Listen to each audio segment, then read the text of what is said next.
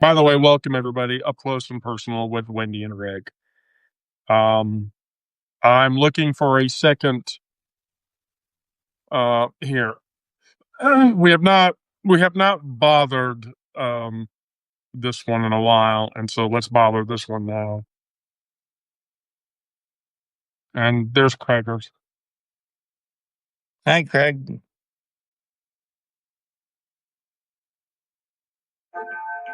I've been nice to you the last couple of times, Elaine. So What I do? like I hadn't dragged you in here, Oh, okay. Well, so hmm, um I'm gonna start with um my short list. And we're just going to go right into it. All right, you ready? okay. So, Trump is pressing for the Nobel Peace Prize. Sorry. I mean, yeah, it makes me want to. Oh, and then yeah, so like, Is there a Nobel Peace Prize for being the biggest asshole on the planet? um, I mean, you raise an interesting point, but Maybe we should make one. right? Um, Oh, you're right on that. Mm. That's you know, real. the White House is publicly arguing that it is well past time Trump gets the Nobel Peace Prize. A source close to Trump world said the White House is very serious about getting Trump the prize, adding that on the merits, it's straightforward that he deserves it. Oh, okay. For what? Like zero effort, no negotiation. And they're pushing this before the Putin Alaska, Yeah, before Putin uh, Alaska happens. So which is Pakistan nominated him for the prize for his mediation between Pakistan and India. Yeah, just Joan, it's a booby prize. I agree. Mm. I agree. You're not sleeping at night, Elaine. Is that why you're yawning on me, or am I that bored? No, I didn't sleep very well last night, but that's Oh, not your fault. That's my fault. I don't think any of us did. Hi, Lisa. Yeah, and then so Big Balls, I guess, is going to get the Medal of Freedom now. serious. That wasn't a joke. Oh my God. Yeah, I think he's got. Sorry, I don't understand. Well, I mean, he gave it to Rush fucking Limbaugh. The bar has already been set pretty fucking low, wouldn't you say? I mean, Jesus fucking Christ. Yeah, the White House wants him to get the the Presidential Medal of Honor, which by the way was given to Rosa Parks. Yeah, they've really, they're holding their standards right up there. The bar is just like that. My God, wow, that's pathetic. I yeah, I just sort of have to. Why do they want him to have it though? I didn't. What did he do? Well, one thing I want to make sure if we're talking about big balls, there's one thing I wanted to make sure. If you saw that post, it was like August 5th maybe, or a little bit somewhere around that date, where Trump wrote a screed about, oh, this guy was attacked and is one of our fine, governmental employees, blah blah blah, referring to big balls. And then he posted a picture underneath of that it without any context and without any direct references to it, it would make you think that this was this 19-year-old software engineer, Big Balls, that had been bloodied and banged up and bruised and everything in that particular True Social post. But the reality, in case just to correct the propaganda that was later debunked as soon as it hit X. It got Right. debunked by multiple experts saying that was not even the guy. That was a photoshopped image at the max, and it was not Yeah, real. he got carjacked in DC or Yeah, some him shit. and his girlfriend or significant other, or whatever. But they didn't take the car. Right. No. When you get carjacked, that means they take the fucking car. But that's it. Great point. Great point. It's like, you have to actually have peace and a Nobel Peace Prize if they're, you know what I'm saying? What peace did he generate? But Pakistan and India have been going at it off and on I mean, is he saying that they've forever settled all their differences until the end of time there in that part of the world? If that's the case, I'll give him a Nobel Peace Prize, but Right. not the reality. Right. Not before. Right.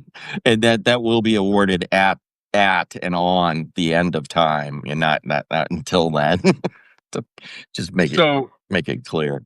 My other really funny thing today was that Gavin Newsom is starting to tweet the way that Donald Trump posts on True Social. Thank you for your attention to this matter.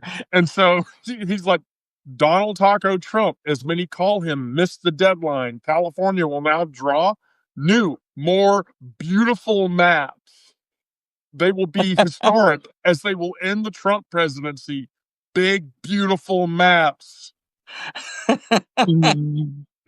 Well, that seems to be working better than when we go high when they go low, Yeah. Maybe somebody's finally got the right idea, The big press conference this week with powerful Dems and Gavin Newsom, your favorite governor.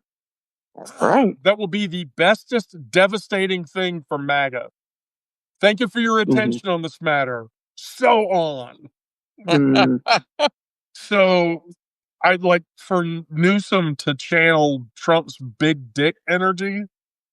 I feel like that means Gavin Newsom actually has a big dick versus Donald, who does not. And we know this because any of us that saw South Park knows he doesn't. He has a tiny wee-wee. How is it that every time I come into your chat, we always end up talking about dicks? You're gonna ruin my reputation, Wendy. That's a Wendy thing, not a. Oh, speaking of dicks, here comes Brandon. Now, if you want to talk about dicks, talk about them with him. I think Brandon has a bigger dick than I do. Oh God! All right. Well, I don't want to find out or no. Wait. So Newsom basically tweeted a bunch of like Trump tweets, and it sounds like that Newsom is actually going to try to redistrict California in a way that gives Dems seats back to the House. They're going to lose in Texas. Is that the idea? Yeah, because the Texas. Here's the thing, though. The interesting thing about that is an Illinois appeals judge declined Ken Paxton's request to arrest Texas Democrats for not showing up. Yeah. So Paxton now he's got big balls. Yeah. Paxton went across state lines to seek a ruling that would effectively force the blue state to comply with efforts to arrest the lawmakers and return them to Texas. And the judge said, no, not constitutional. Get the fuck out. Wow. Okay. Well, good. As the petitioner has failed to present a legal basis for the court to obtain subject matter jurisdiction over this cause of action, the court is without jurisdiction to grant the petitioner's emergency motion to rule on pleadings.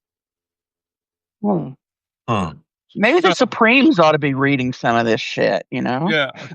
The court does not find that it has subject matter jurisdiction. The court does not consider the issues of personal jurisdiction, venue, or the merits of its underlying petition for rule to show cause or request to issue a rule to show cause upon the respondents, which basically means, nope, we can't help you arrest people, for the shit you're pulling. Wow. Okay. And so Abbott has ordered state law enforcement to arrest the lawmakers, but they evaded that by fleeing to Illinois. Both Abbott and Paxton are asking Texas's top court to intervene, Paxson additionally filed cases alongside State Speaker Dustin Burrows in Illinois and California, and neither court in those states is going to let it fly.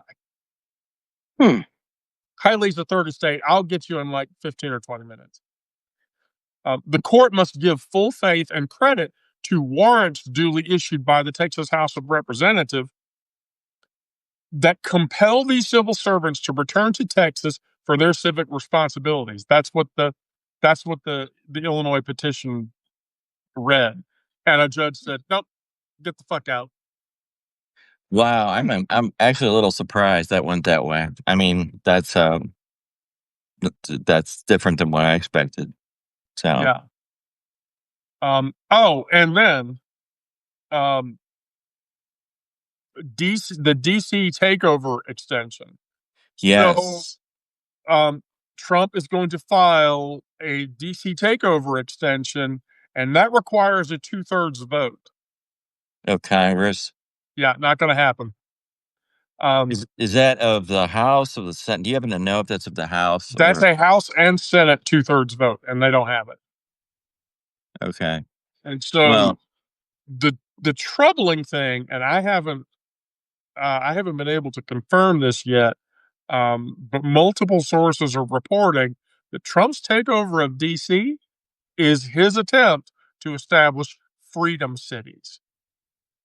yeah, we've talked. Yeah, I think you mentioned something about that. That's that neo-reactionary Curtis Yarvin kind of variant. It's not exactly what he would call the patchwork thing, but it's a it's a corporate run, streamlined supposedly. It's basically imprinting big tech and that approach to corporate governance onto a city in it, and it basically gives the residents one of two options: one, adhere to our ways of doing things here, or two, get the fuck out. And we're not going to help pay for you getting the fuck out at all, but your currency will disappear. Your firearms will, or at least have been talked about being disappeared. Your ability to conduct transactions are based on your criminal record, and so this is a system, by the way, that was already implemented in China. They do not have, we talk in the United States about our FICO scores, but you might be interested to know this one, which is in China, they have a decentralized credit monitoring system, basically. And and this is what they're talking about doing in Washington, D.C., with these freedom cities, which is basically, without getting into some of the intricacies of blockchain, but basically think of it as a long keychain worth of stuff. With that, you get the Chinese treatment of this is that if you have bad credit, or you defaulted on loans, or you've gone bankrupt, or whatever, that carries a reputational problem for you wherever you go, insofar as it doesn't just load. You don't have a FICO score, or even the concept of one. You get barred from being able to book rooms in hotels immediately, uh, be able to leave certain areas, be able to enter certain areas. And I'm talking about whole parts of the country. You can't get on a plane in China to go to another section of China if you've got a bad rap there. And there's a whole ton. It's a brickload of restrictions that comes down on people's heads when they're in China, they're Chinese, and they have those problems that, gee, if you think of all the people that are going to be defaulting on those student loans alone are going to have just with their FICO scores, you can imagine there are going to be a whole lot of people not moving around, not doing a lot.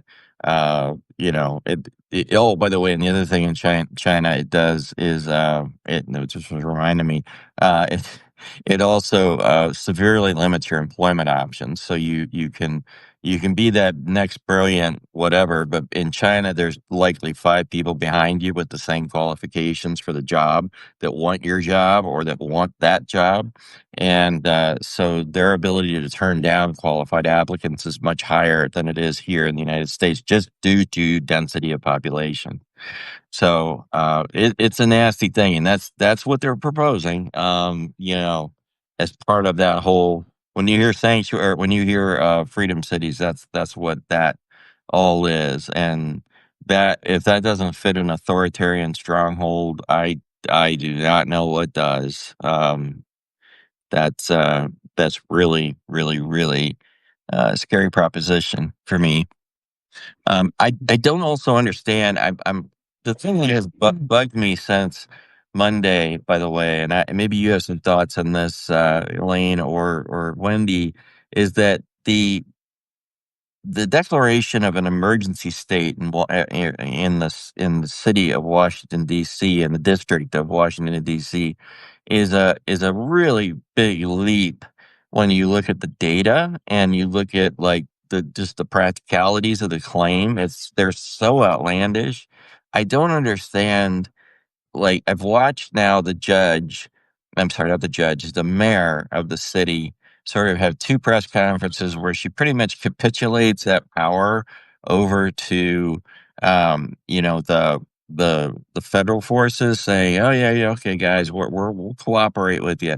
I don't understand why there's not a ton of that Home Rule Act, shove it up your ass type of mentality, given the relationship that has existed for decades between Democrats that dominate inside of Washington, D.C., and the government as a whole, which is largely, Republican run, right? Why are Right. these 2 forces, why are the Democrats inside of the city bowing down to the forces in Washington that are largely Republican?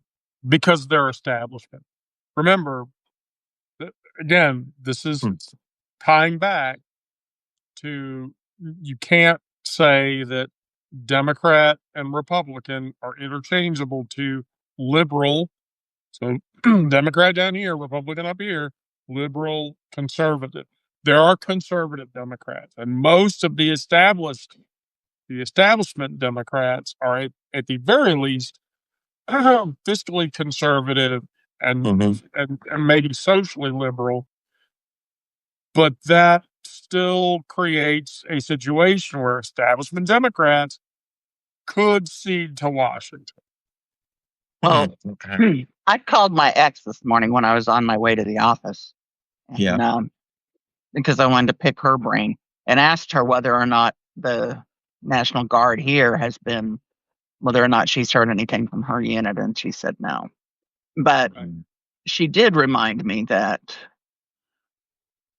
the military, including active duty, swear to uphold the Constitution. They don't swear allegiance to the commander in chief. Right. And she says that if she were ordered to do anything that violated the Constitution, she would refuse, and that they have the option to refuse.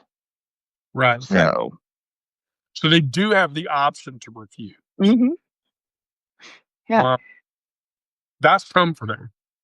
yeah. Well, yeah, but I mean, tell me if I'm wrong here, but that option comes with if you decide to enact that option, then you've got to be prepared for the potential court martial trial that you would be exposed But to.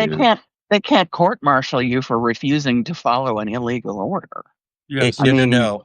I'm sorry. I didn't say that very well on my part. What I meant to say mhm, was the question of whether or not was an illegal order uh, mhm, could be subject of a court martial hearing or court martial review prior to them going forward with it. So it's you know what I mean, that's all I meant by that, was that the question mhm, itself of the legality of the order or of the constitutionality of the order, et cetera, could potentially be calling question. At least that's what I've heard.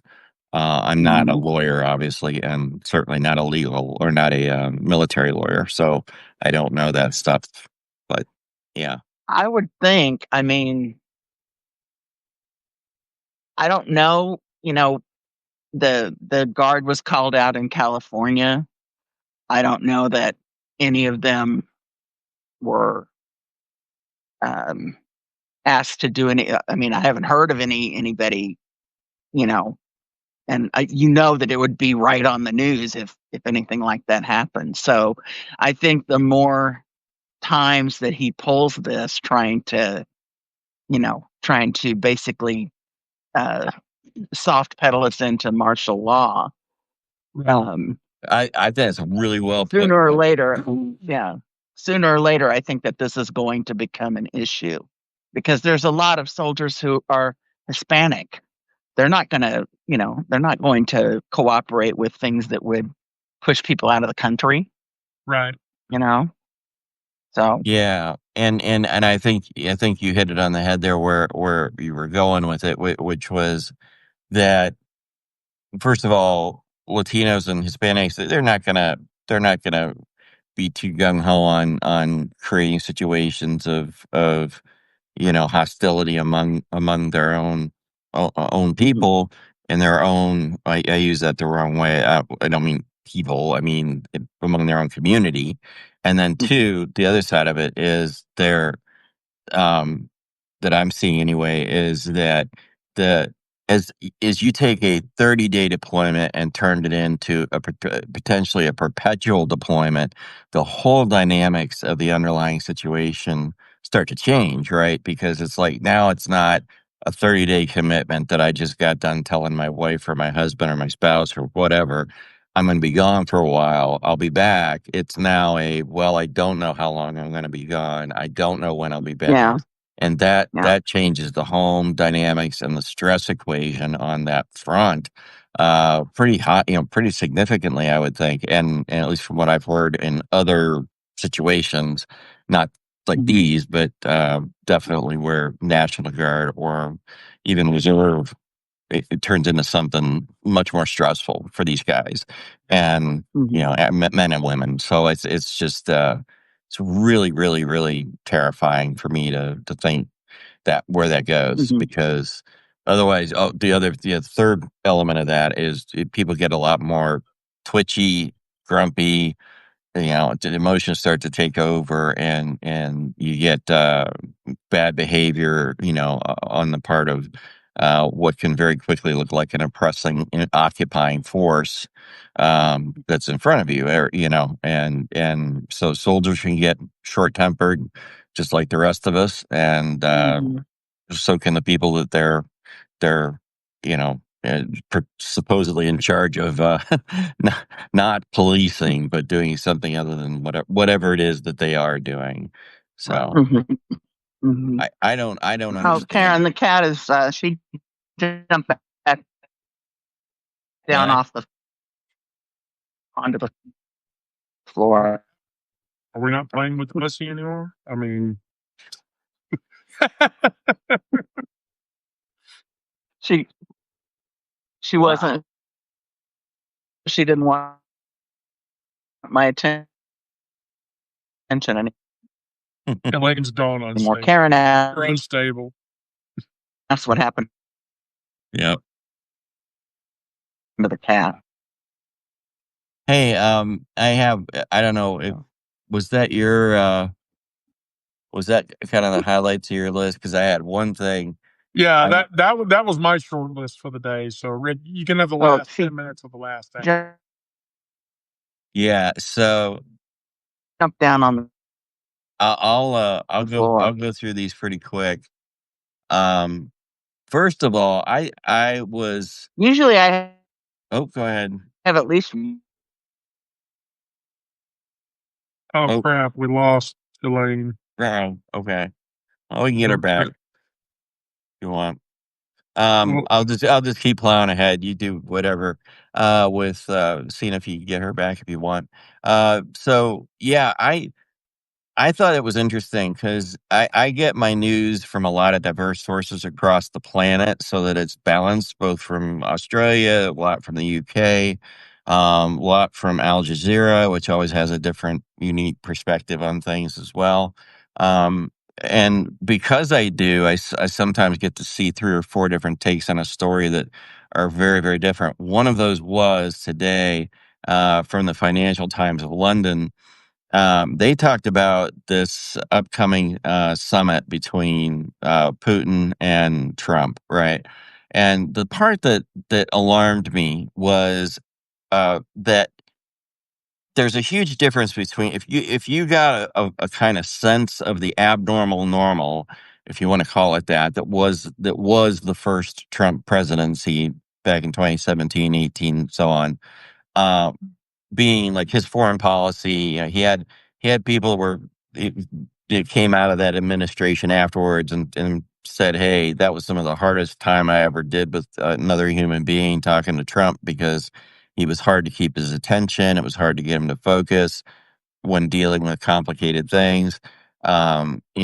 It was like dealing with a toddler, a lot of negative stuff. And now what's happened that I didn't quite click the way it did with this article or several articles in the Financial Times was that hello, um, Hey!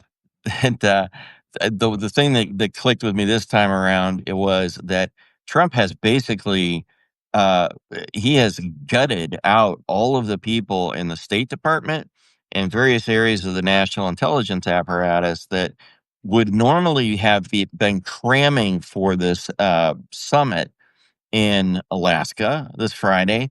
And so instead, what Trump does is wing it. But he's doing it with a guy who has exceptional command of facts, figures, numbers, data, everything. Putin may be lots and lots and lots of really terrible things, and he is. But one thing he's not is stupid, and he's not uninformed. And where Trump would normally roll in as a president with a raft of advisors right there, be able to answer any question under the sun that could come up. Uh, he's not going to have any of that, and Trump likes to wing it. So we're taking this whole Ukraine thing, and not only are we not inviting Zelensky, we're also going to show up with a Trump who's going to be fully armed for the pew pew pew pew, just whatever, fire off random shit in their weird directions, and hope for the best, Trump. You know what I mean?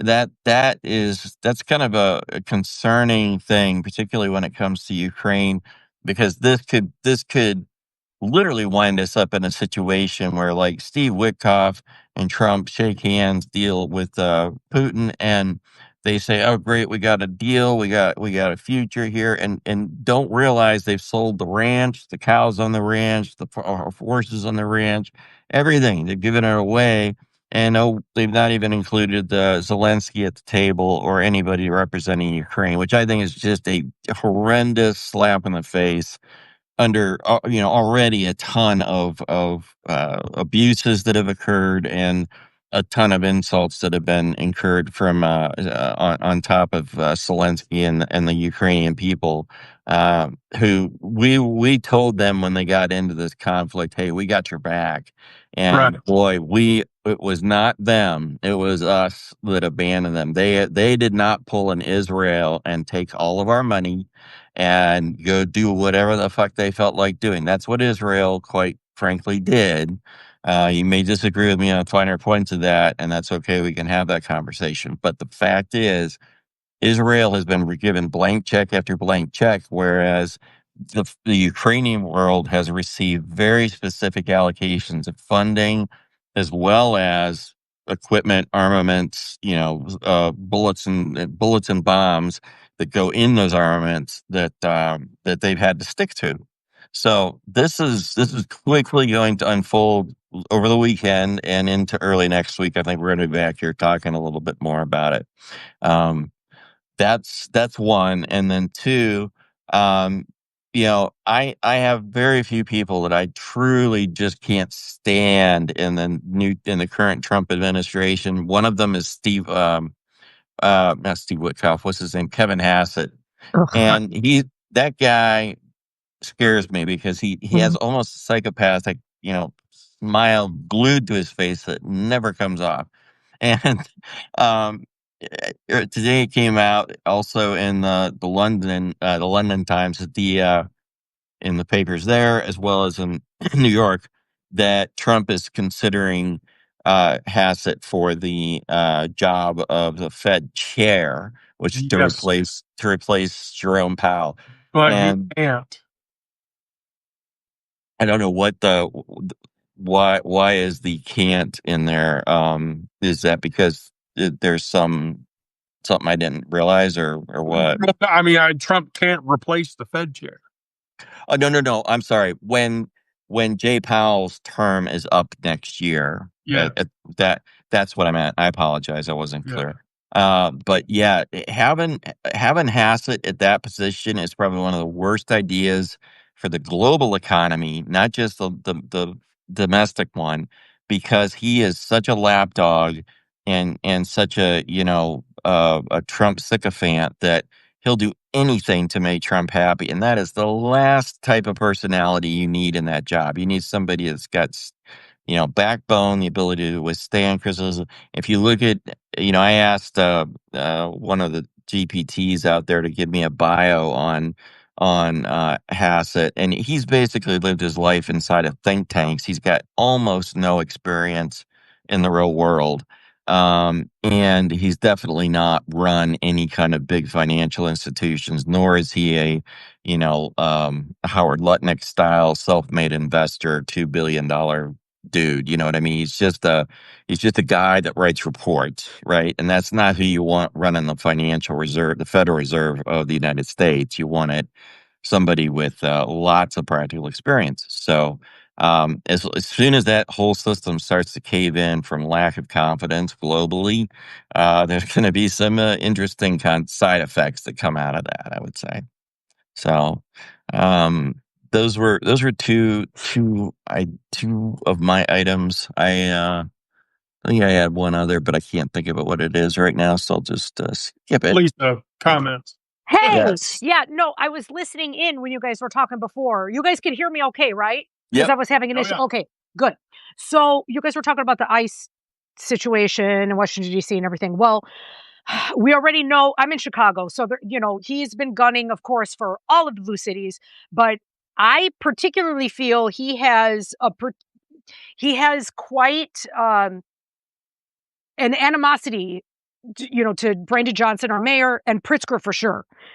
And, Yeah. and Pritzker, he just cracks me up. He gives it back. Like, he does not care. It's hilarious. So, but the thing that I'm worried about, and I will preface all of this by saying, I just recently read Robert Reich was talking about how with all of this, these plans of an authoritarian takeover, and with the likes of Thiel and Yarvin, and, like you were talking about them earlier too, it was like, the American people are very terrible at being governed. And that's just the way we are. Like, rebellion is baked into our country. I mean, like Amen. right? I mean, that's how we were founded. That's, and people that come from other countries come here as a rejection of where they came from. So it's very much our identity. Right. So, and then when I think about, like, in Chicago, for instance, there's also stories, and I'm not saying that this is true, but I've heard some right wing, because I listen to these people sometimes, because I have I got to hear, what it is that they're saying. And a lot of it is like literal crackpot. But there's certain things that, you don't hear so much on the left. And they're talking about Brandon Johnson hiring or getting the assistance from our Chicago gangs, like the Latin Kings, or, like the Disciples, or, whatever. And that is to basically protect the streets, which is what the gangs were, from their inception in the beginning, right? Right. And I mean, that is kind of scary, because there are some savory individuals and, dealings and stuff like that, of course, that this is how the gang organizations have become. But that is really interesting, because I wouldn't put it past them to do it. And it's not something that is going to be broadcast everywhere. This is not common knowledge. Now, another thing, I don't know. I just have like really bad feeling if they come here. I just have like, I don't know if this is an intuition thing, or sometimes, it could be me reading into it or just projecting ahead. Again, pattern recognition. Chicago, it makes me think of Haymarket riot, the civil rights riots, what was it? The Democratic National Convention, 1968, like where it blew up. And I was talking to my sister and my brother, actually, I think it was last month, we were talking about this when he was threatening to come here and stuff. And they're like, and especially with that Christy Nome, it's like, are they curious what the Chicago River tastes like? Because they might just get chucked into it, And I'm like, I would pay money to see that. So you know what I mean? I don't know. I'm just saying, I will drive the 4 hours from my house that Chicago is to see that fucking thing. Wow. Oh, God. You bet. I'm telling you, like, without blinking twice, I'd be like, work, I'm off for 4 days. I'm driving. I'm going to go. I mean, I'm really nervous. You know what I mean? It's like, and at some point, it's going to get very ugly. We all know this. Like, I mean, right now, what's happening in Washington. So I'm sorry to interrupt you. I just want to get your one specific thought while you're getting on this point, which is when you say it's going to get ugly. Do you think Trump's approach is going to be a simultaneous kind of rollout, or do you think he's going to go more like city by city, sequentially, like city A, then city B, then city C? Yeah, I feel like he's testing. Yeah, exactly. He has to test the methodology before he opens the floodgates. Here's the thing, though. But even then, I'm sorry, before you go on, I'm trying to just connect the dots I just want to understand what you're thinking is, let's say they get a pretty decent playbook together, right? Using Washington, D.C. as an example and using L.A. as an example. So now you've got 2 under your belt. Do you think the rollouts then are going to be preferred to be like 2 or 4 or 6 or 10, all of them, all the big cities all at once? Or do you still think that they'll be doing them one by one, all the way from... They'll have to do them one by one because okay. I think of it like this. DC represents a major metropolitan area. Yeah. But the other cities that he would have to target to do that against are entirely different and run differently than DC. He can't go into San Francisco and treat that like DC any more than he can go into Miami and treat that like DC. And remember, too, major metropolitan cities.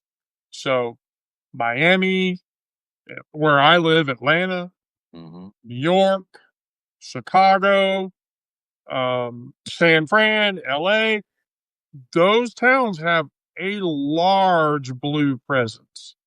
Yeah, they do. And there's no way that he can, it's not. This is going to be a mess. Yeah. It's going to be a mess. And that's what I'm frightened of because, I mean, there's going to be so many people involved. I mean, so many people are going to get hurt. There's going to be like so many I mean, it's just going to be, I can't even fathom like the enormity of it. And you do you know what I mean? I'm just like trying to picture like what's going to happen. And it could even be, you're walking down the street and literally like turn the corner and you're like facing a mob, just like anybody just going to the grocery store. I mean, it's just crazy. It's insane. Yeah, and then I looked like at Chicago, and it certainly is not the same city as it was 100 years ago, of course, obviously, but I also think about how instrumental Chicago is, in ways that most people who don't come from the region understand about national supply chains, of how food moves from point A to point B. A lot of it gets routed, transferred, redirected, picked up, dropped off. All kinds of things happen in Chicago and around Chicago. And so that's where the heartland comes from. Right. That term. Exactly. Yeah. It used to mean, the cattle drives from the south. Now it means trains and trucks and multimodal transport and all that fancy lingo. But it's like, wow, they touch a nerve center like that. That could turn it in, if you have people who just can't get to work, that are part of that supply chain movement machine, they're going to have one hell of a time. You're going to feel the second order consequences of that just ripple out from Chicago super fast. It's just the same thing as like when many, like back during the beginning of Trump's presidency around January 20th, when he first rolled out the tariffs, I apologize. When he was first doing that, there was this like delay time effect where the inbound stuff in LA's ports started to dry up, and right after that, I started hearing about truck drivers getting laid off, Mhm. and it was just this chain reaction that was happening. And that was just LA, and that was one city. And I thought, wow, if the difference between doing it all at once versus doing it one by one could be the difference between us literally having food on the store shelves. And I'm not trying to be, hyperbolic about it I or anything agree like with that, you. or not. It's the difference between one or the other. And I try to look for those things when I explore ideas in my head and try to run out the what ifs. And I just think that, yeah, I think you're onto something with what a mess, and Yeah. what a mess. Even if your address is in Chicago, IL, it's going to be, Of wherever course. you are, it's going to be And these a Right. big people, mess. like with like Teal and Yarvin, and like we all know like what their plans are and what their philosophy is. I mean, like what dipshits? Like, how do you think you're going to execute something like this? Like, even still, like when I read up about Yarvin, I mean, the man is an intellectual. I mean, I thought he graduated from high school at 14 and got like his bachelor's at 18. Like the man, he's got a brain, right? But like, Yeah. what a dipshit with this philosophy, Yes. like literally, like, are you kidding me? Like, just, it's unbelievable. And that Teal, he's another one. Well, Peter Thiel, yeah, I could we as Wendy full knows, I could go right off, or I could go full vertical on just Yarvin alone.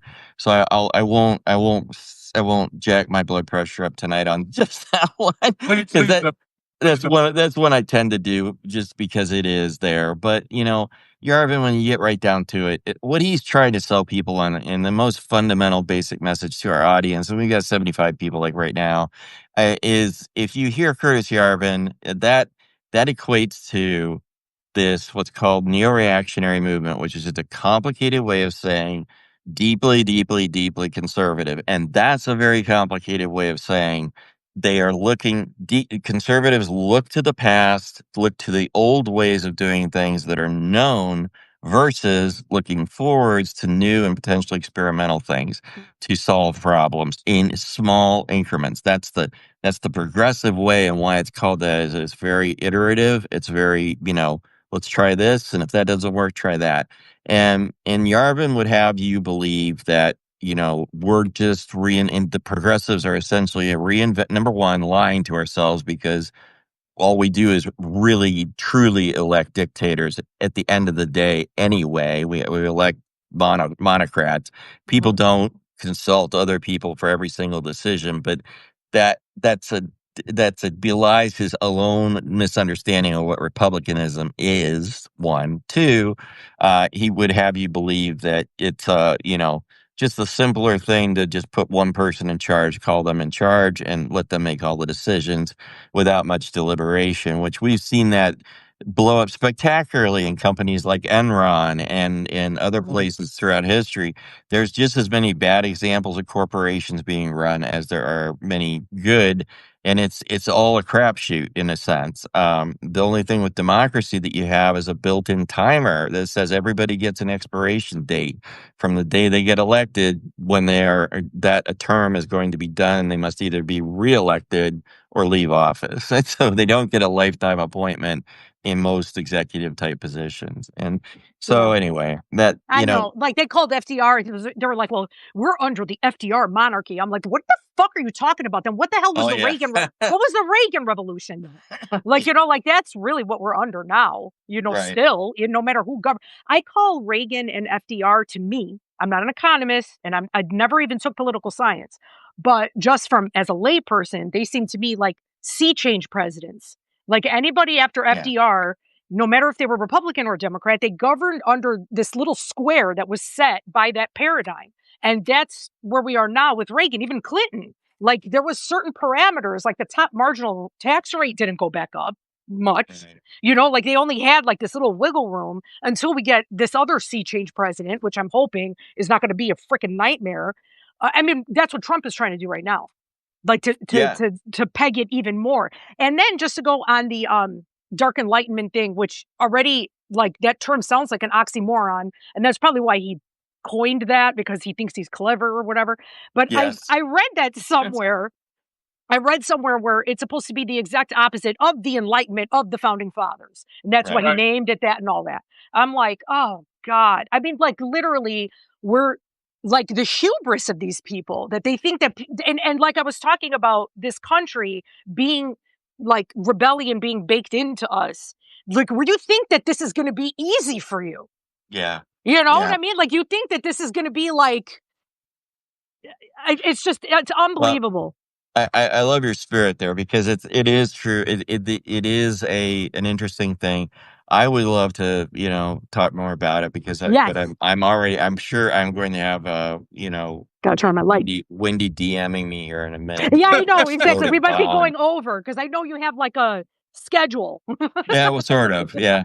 But we. Rick what already I- fucked up. Rick already fucked up the schedule. Yeah, it is always my fault. Number one, I point that out. Number two, I get back at Wendy in the following day. It takes a 12-hour lapse, and then I'll be back at it the next morning when Wendy does something that I can pick at. But anyway, that's that. And so, and plus, no, seriously, I love hearing you talk. Hope you can join us more because Oh, I yes. love I love conversation this. we I have there. love talking to you guys. This is my favorite. Because that's what I was saying. I always listen to you guys, like, no matter what topic you have, like you do like the queer portion. But this is my bread and butter. Like Yeah. anything having to do with what has happened to our country because of fucking Reagan. There was actually Tom Hartman. You guys know who Tom Hartman. He's huge, right? Tom Hartman. I And- most certainly do. Yes. And I remember listening to him when he was on the radio. And I don't even know if he is because I haven't listened to the radio in a long time. Now I stream. Everybody streams everything. But a long time ago, I heard him years ago say that his wife said that his epitaph is going to read, "It's all Reagan's fault." Because that is all he talks about. And I'm like, and that's how, like, when I heard him, I was like, oh my God, he is like my favorite person. Yeah. Yep. That is funny. That's good too. I love it. Mhm. So hey, with that, then I don't have anything else there for. Well, I mean, I do, but I don't. So you wanna roll on with things, and I'll drop off here, Wendy. Yeah. Let's do that. Alrighty, I will talk to you. Let's do that so that we can have some social commentary. Right. I I will. can either tell a really bad joke. Okay. Yeah, I pretty much did said what I was going to say too, because that was what I was thinking while you guys were talking initially before I hopped on. So far, because Cool. there's going to be way more shit like Yep. tomorrow. That's Yeah. already going to. It's like every Well, day there's some new fresh It's hell. flood the zone time. Yes. Yeah, absolutely, all exactly, the time. exactly. All right. Yeah. Okay, let's see who we can get now. Who can I coax? Well, I definitely want to coax Brandon. So Brandon twice in one day. Oh, I totally missed. I wasn't able to see your. You guys had the trauma. Yeah, we did yeah. the trauma. We did the trauma talk this morning. So. Yeah. Hi, Brandon. What does that? Oh my God! You're cutting a pepper. Oh, What are you doing? oh, hold on. My internet is unstable. Oh, there. Yeah, oh, there wait. you are. Did I get there? Oh, okay. Mhm. There. Well, I was cutting up peppers. Are you cooking dinner? No, I've just had these bell peppers that I was given, and I need to cut them up and do something with them. So I'm cutting them up and Nice. freezing them for later. Oh well, I had some queer shit to talk about tonight. If you had the time. Oh yes, I can do two things at once. Okay, so this was my favorite queer headline for the day. So a fiercely anti-queer Republican from South Carolina, who backed drag bans, trans healthcare bans, protect the childhood innocent, has resigned from his seat for spreading child pornography. Of course. Oh, Mm-hmm. surely not. That's shocking.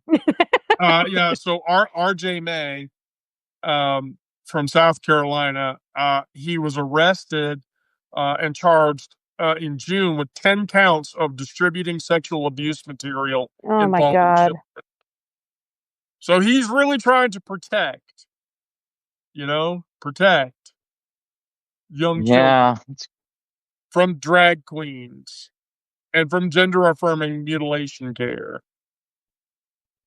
Good thing we have people like him protecting our country from queens and are you a Helen Mirren gays. fan? Yes. Okay. What? I'm a huge Oh. Helen.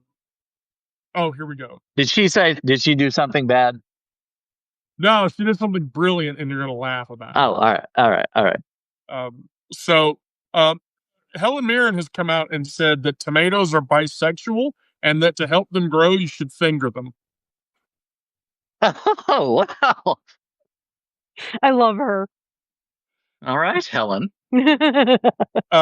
Fallon produced the ingredient. So, speaking on Jimmy Fallon alongside Pierce Brosnan to promote their new Netflix series, they made salsa together, and after Fallon brought the ingredients out, Helen Mirren then chose to impart wisdom like unheard of, like any that the humble tomato fruit is a bisexual fruit. And in so saying, incidentally, I just want to give you a tip about growing tomatoes. If you know the little flower on a tomato plant, well, a good way to get the tomato out of the flower is if you tremble the flower like this and she starts fingering it. And Fallon joked, "Wait, stop doing that. You're abusing the tomato." And that's when Marin said, "You have to. It's bisexual. You have to go around to each tomato and to each flower and do this." I have to look this up. Here, I'll post the Pink News article. Okay, in good. Chat. It's hysterical. Yeah, finger your tomatoes because tomatoes are bisexual. Fingering your tomatoes. Never heard that one. That. Yeah. So, on the downside, however, the Trump administration has announced on Tuesday a sweeping review of all content in the Smithsonian Museum. Oh. And if any of the content in the Smithsonian Museum is woke, it will be removed. Yeah. Woke. Yeah. And the content in the Smithsonian. Yes. Like what? Is there an example?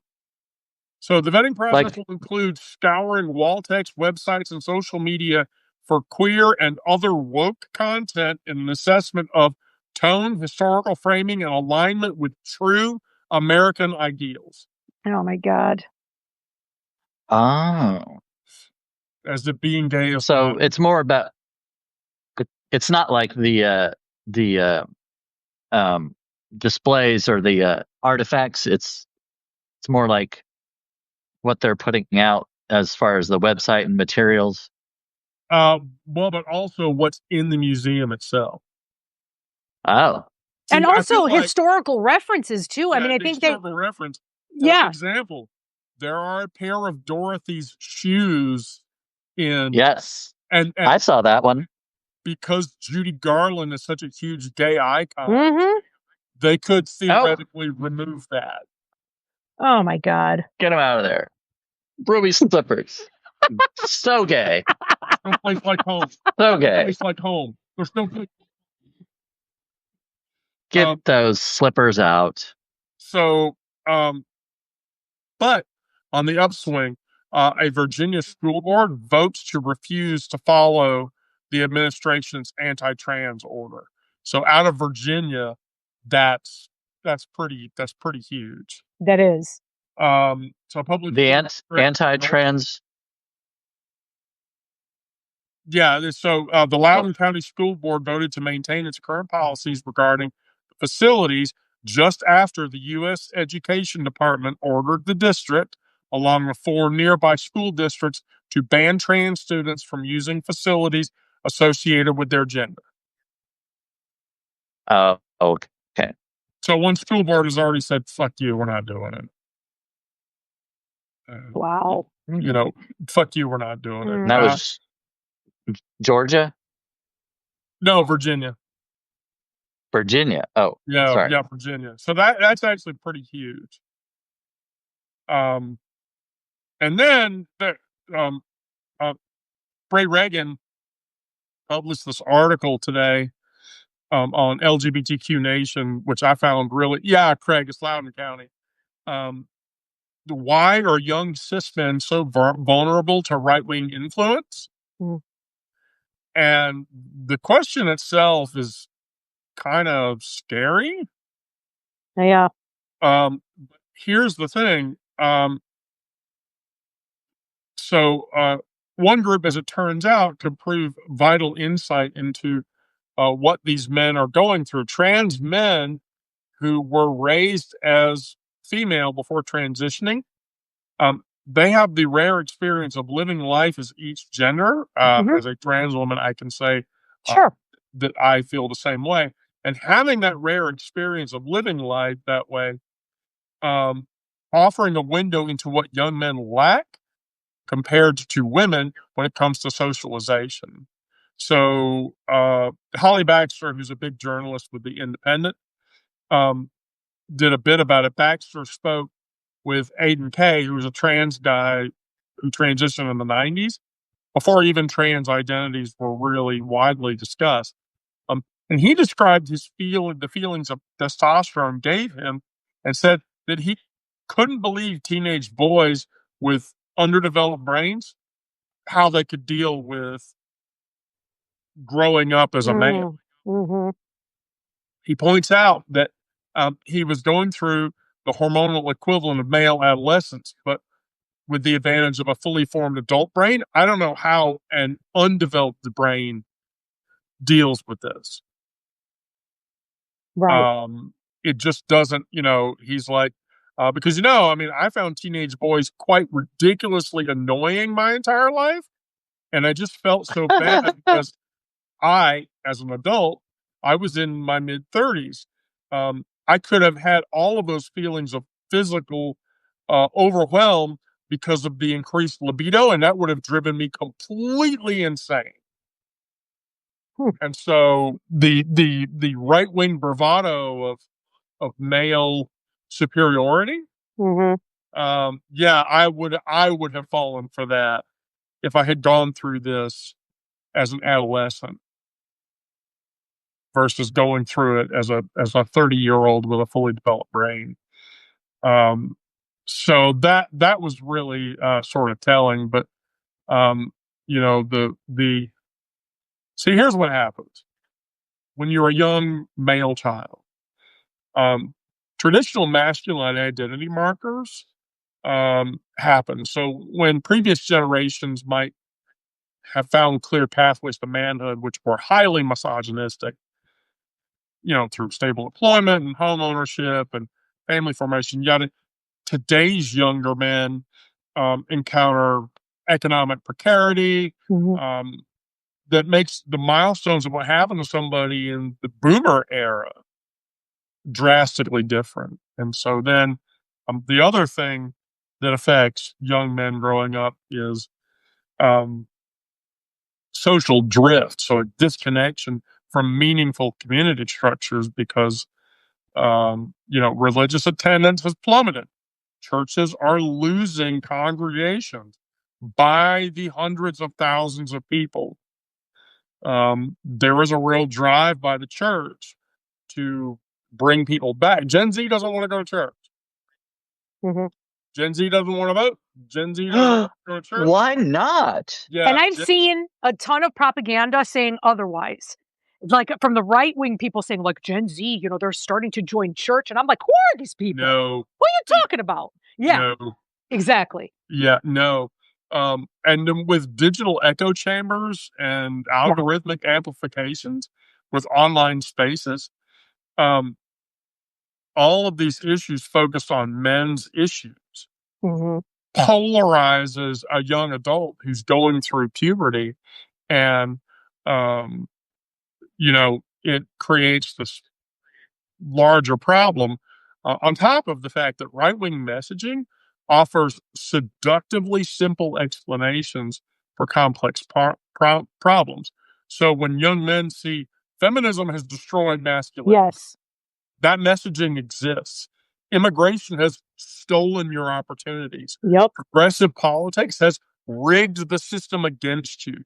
Those are all simple. Oh, bye, Craig. Thank you for your work tonight. Those are all simple narrative statements to questions that create the allure Absolutely. to drag young men. And this is the thing, because I think of just like what happened with the MAGA movement, in my opinion, the grievances of people in general, the working class in general, they're real. But it's, the culprits are not who the right wing say they are. The immigrants and the marginalized people and, minorities and all that. It is what we were talking about in the first segment here with Rick. It's obviously the oligarchs, and it has been getting progressively worse for decades. But it is in their best interest to distract everybody with these culture wars. So that's their way in. I mean, I think that, like the young men, if there is anything to, like they feel that they've been left behind and they feel that their lifestyle has been diminished, well, that has to do with what has happened on an economic level, beginning with the Reagan administration, which is what we talk about all the time.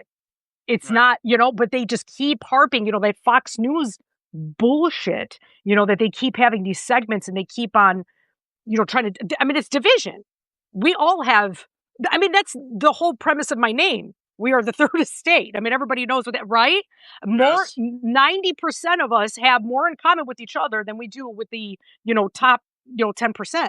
And that encompasses people that actually live quite comfortably. Somebody that makes like a couple $100,000 a year, I mean, they're not rich. I mean, they do have more resources and they do have, more in their lifestyle. However, they are far from the likes of Bezos.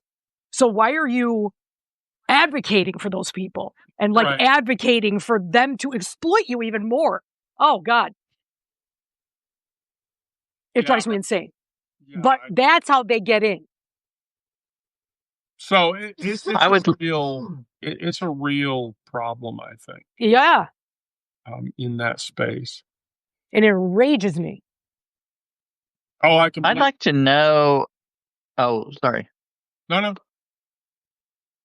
I would be curious to know as what the ages of the Nazi soldiers were when they were drawn into Hitler's regime. I think he I started wonder quite how young. many of Yeah, what percentage. a lot of that was very young. That's The what I Hitler remember Youth. hearing. Yeah, but then too, the Vermont of the time used a lot of drugs. Hmm. They were using methamphetamines to keep the Oh, Nazi Vermont like in constant motion. oh God. And so but the Hitler youth, the girls boomed, all of that. Yeah, just horrible stuff. I've been hearing, I heard somebody that I follow here, I follow a lot of veterans, military veterans on Substack. One of them is Christopher, oh my God, I can't remember his last name, but he was doing a Substack live probably, I think it was a few weeks ago, and he was talking about U-Haul trucks filled with these Nazis that are going around to different neighborhoods, like in rural areas, and they're trying to recruit like young boys. And I'm like, are you fucking kidding me? Like, I mean, this is just insane to me that this is where we are right now. I mean, it's so crazy. Oh, it is. I mean, is this like a windowless van where they're recruiting? Right. Yeah, I know. That's what he said. He said U-Haul trucks. I was like, U-Haul trucks. I was like, oh my God. I mean, they are windowless. Right. Well, okay. Lisa, I'm going to sub you out. Absolutely. It was a pleasure being on. I will talk to you guys later. Please come back. Okay, absolutely. Good night. Good night. So now we get to Hessen. Now we get to Hessen. Now cut off my head. No, I'm working on it. Give me a second.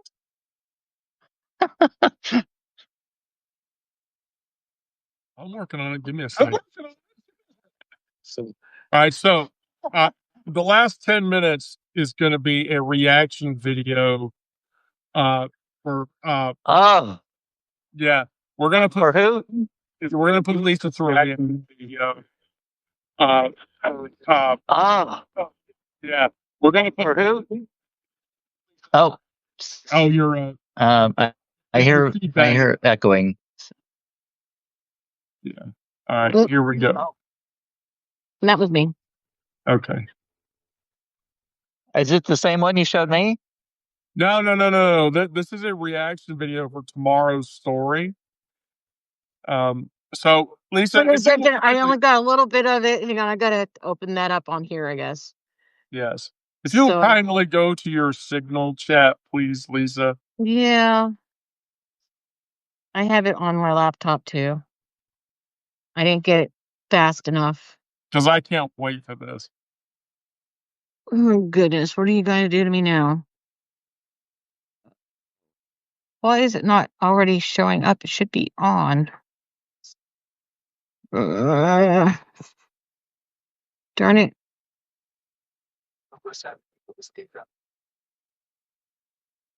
Why is it not actually already logged in on me? Get Signal. We're gonna do the link one tomorrow, Brandon. I'm just gonna tell you. Oh boy. Can you send me something else so I can try to get it from my computer? Yeah. Hang on. There. There we go. Now it's happy. Okay. Thank you. The name of tomorrow's Oh dear. state queer space article, queer space story is called The Phantom Menace. Oh my goodness. And it's all about Lisa Joy. Oh, there's only 2 paragraphs here. It's not so bad. Oh no, I've already scheduled the whole thing. I'm not gonna let you read the whole thing. I just wanted to give you mysterious woman who doesn't or does not exist. Well, there isn't one that exists yet. Well, I mean, I can write fiction better than That's probably all I'm ever gonna get is fiction. So gotta leave my house for more than that. There you go. So are you gonna do your porch talk tonight, Lisa? Yeah, probably. You wanna come? Okay. It'll be yeah, Lady Liberty. Yeah, the safety of a queer space short stories have sort of taken on their own life now, and I can't stop writing them. And I love writing. I mean, I legitimately, because I fall in love with all of the characters in the Sanctuary Bar, even the people who are real. And so I want to point Nathaniel out, Hawthorne said that, right? huh? Nathaniel Hawthorne said that about writing the Scarlet Letter. Yes. And once he started, the characters wouldn't let him stop. Yes, exactly. So yeah, it's like that was a thing. That was so I fall in love with the characters. That means I keep writing the. I mean, it just sort of rolls off, and I just start churning away, and so Lady Liberty, that's the deal. If you become a paid subscriber, I will let you write your own byline for a character in the bar. So that's how Lisa got into the bar stories, is that she's one of the cool kids. I'm finally a cool kid. It's only taken me 56 years. Right. Right. So, yeah. So, yeah, you're gonna love the story for tomorrow because it's specifically about Lisa Joy. Um, but I've got some cool stuff coming around regarding that story. But that's why I wanted to drag you in there. Was Oh, because okay. I wanted you to. Um, Well, I've been hanging out and listening. Put a few things in here and there. yeah, Lady Liberty. My standard sale for the monthly sub is like $4. Um, so that's why I'm like, yeah, but then if you give me more fodder for people that come into the bar, then it makes me happy and I have more subject material to write on. Anyway, Brandon, did you do anything today?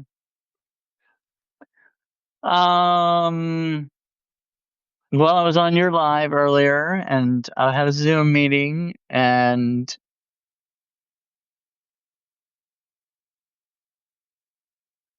not much else really. I worked on a couple of articles, but Right. I've got articles scheduled for the next 2 weeks because I'm going to be gone most of next week on a trip. So I wanted to have those all ready to go so I don't have to worry about that. Right. But yeah, I still need to record a couple of podcasts, one for this Friday, one for next Friday. So always stuff to do. All right. Well, cool. And Lisa, other than your live, do you have anything going on for the rest of the week? Yeah. I'm going to be doing a guest post on Ghost post. Your Time Is Now for Lori Corbett Mann. Oh, really? Yeah, she's on vacation. She's on Oh. holiday this month. And she's gonna I think she was supposedly shared mine today or tomorrow, and then Friday I have to have mine ready to go live on for that. And I've got to get better working on some fiction here. And just, the usual. A little bit of everything. Oh no, I was thinking about doing we're at the bottom of the hour, so I think we're all just going to drift on over to Lisa Joy's live. That'll be about 10 minutes after sunset so the chickens go to bed. Oh, okay. Because I have trouble out there. I start getting really fuzzy on my coverage. So it's better if I wait till the chickens are asleep till I start. Right. But the days keep getting shorter, so they go to bed earlier and earlier. Well, I mean, you have to take care of the cow. Yes. definitely. Gotta take care of the cock. Always gotta take care of the cock. And he's a bit of a cock for sure. Oh, you missed my religious jokes from earlier. Did I? Oh, wait. Were you in the trauma live? Did you hear my religious? Oh no, I did not. I did not do the trauma live. I was doing something Okay. else. Yeah, I could tell really bad religious jokes. Okay. I want to hear a really bad religious joke. Oh gosh. Let's see. Oh, the three nuns. Okay.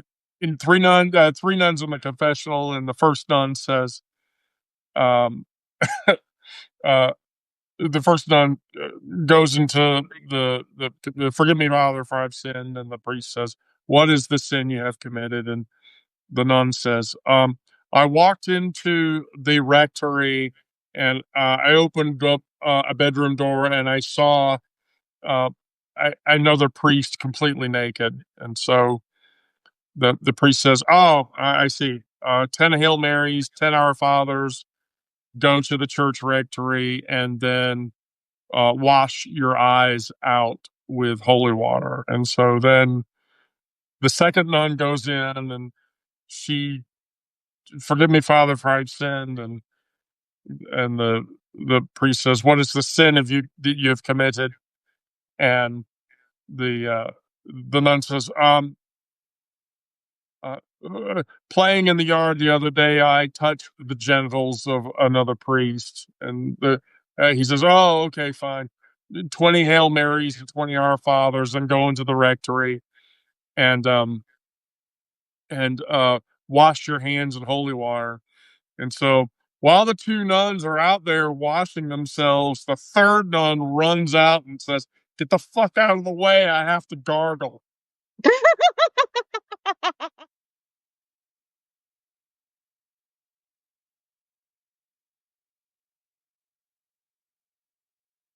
Nuns Sure. are nuns are some freaky bitches. Sounds like it. You know, I wouldn't celibacy know. does some really fucked up shit to you. I was So considering being a nun. right, yeah. So that's my ender for the night. So Okay. so Well, the good news is the lights came on, so the sun has set. So in about 10 minutes, I should oh, have the chickens in bed. all right. Well, then I'll just watch. Yeah. We'll cut out tonight, and then I'll watch for Okay. your live to come up. Okay. I'll see you then. Yep, Brandon, Bye. Lisa, thank you. Thank you. Thank you, everybody. Good session. Always is a good session. I love that all of you come in. So get there and stay there. Be safe out there. Don't do crazy things. I can't do this without you guys. We can't do this without each other. So let's just keep staying together and keep building the community together. And I think we'll be able to get by if we can do that. And so with that, I will tell you very briefly, I love you all. Please be safe out there, and I'll talk to you again all tomorrow.